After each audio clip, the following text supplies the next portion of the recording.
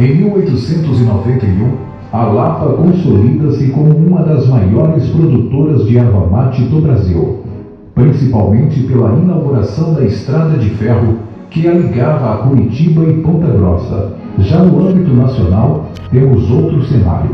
Após a proclamação da República em 1889, Marechal Deodoro assume o governo provisório, renunciando em 1891 pela forte pressão da oposição, entregando o cargo ao então vice-presidente Marechal Floriano Peixoto. As hostilidades contra o governo continuaram, levando a uma crise sem precedentes. No Rio Grande do Sul, a rivalidade entre Gaspar Silveira Martins, do Partido Nacional Federalista, e Júlio de Castilhos, republicano, foi a gota d'água para a eclosão da Revolução Federalista. Cresceu a anarquia. Derrotados nas urnas, os partidários de Silveira Martins resolveram então conquistar o poder pela força. Veio a Guerra Civil. O exército que surgiu da fusão de federalistas e parlamentaristas ficou conhecido como os Maragatos, pois muitos de seus combatentes que vieram com o Exército Libertador do Uruguai eram imigrantes do distrito de Maragateria, da região de León, na Espanha. Usavam calças cheias de pregas e ajustadas nos joelhos, sempre de lenços vermelhos ou brancos. Percebendo a gravidade da rebelião e a ameaça à República, Floriano Peixoto envia tropas federais para o Rio Grande do Sul. Estas tropas passaram a ser denominadas de pica-paus pelos federalistas, por usarem fardas azuis com detalhes em vermelho e divisas brancas que levavam nos seus chapéus. As tropas federalistas eram lideradas pelo carismático Gumercindo Saraiva, considerado audaz e intrépido guerrilheiro alcunhado de Napoleão dos Pampas, que eletrizava seus comandados e era considerado um bravo soldado. Tomam a cidade de Desterro, atual Florianópolis, e depois Curitiba. No Paraná, a resistência em Tijucas e Paranaguá não resistiram por muito. Restava apenas um único foco: a Lapa.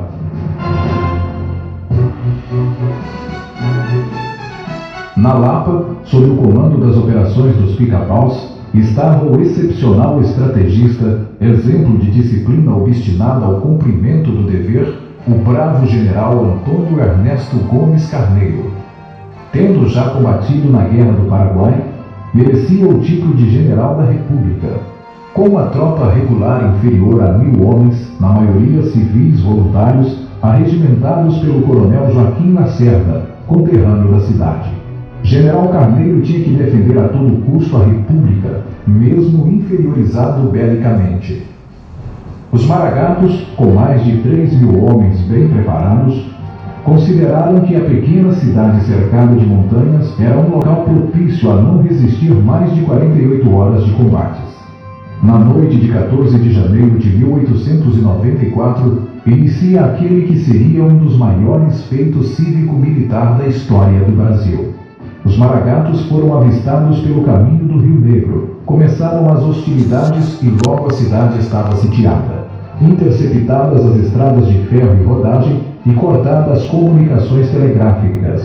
Foi uma epopeia sem paralelos na história brasileira, onde um punhado de homens, na maioria despreparados, enfrentando um exército de força superior, mostrou a seus inimigos toda a sua coragem e bravura.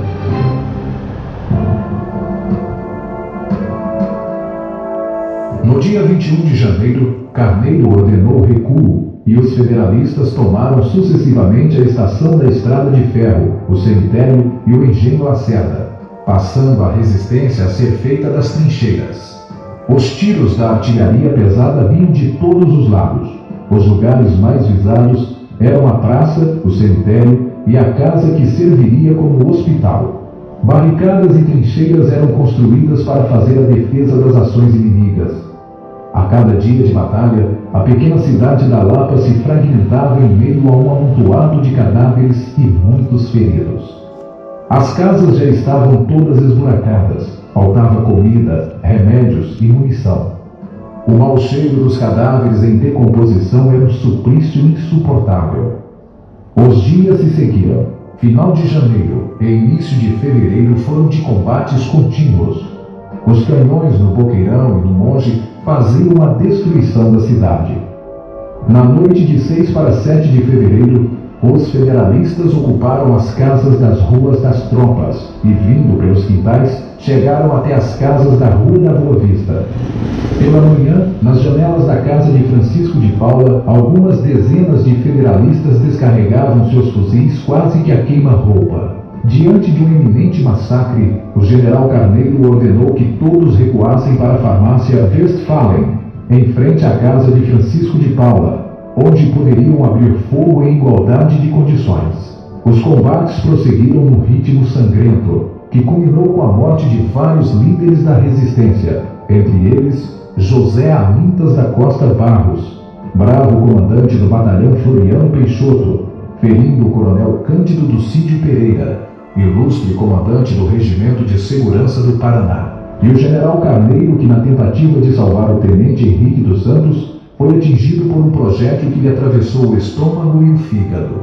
Agonizando nos braços do amigo, o doutor João Cândido Ferreira Lapiano, que chefiava o corpo médico da resistência, ainda encontrou forças para levantar a moral da tropa enviando uma ordem.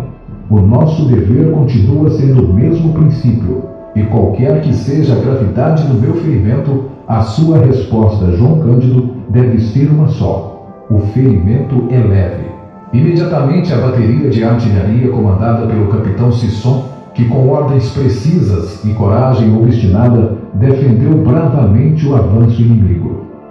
O líder civil da resistência, o lapiano Joaquim Rezende de Lacerda, trouxe reforços do batalhão Floriano na tentativa de uma última investida, que só cessou aproximadamente às 4 horas da tarde.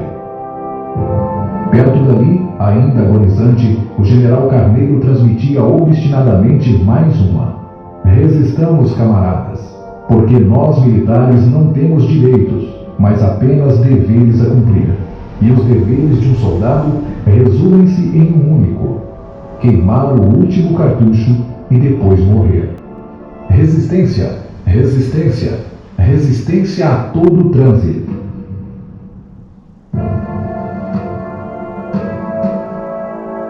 9 de fevereiro, 6h30 da tarde.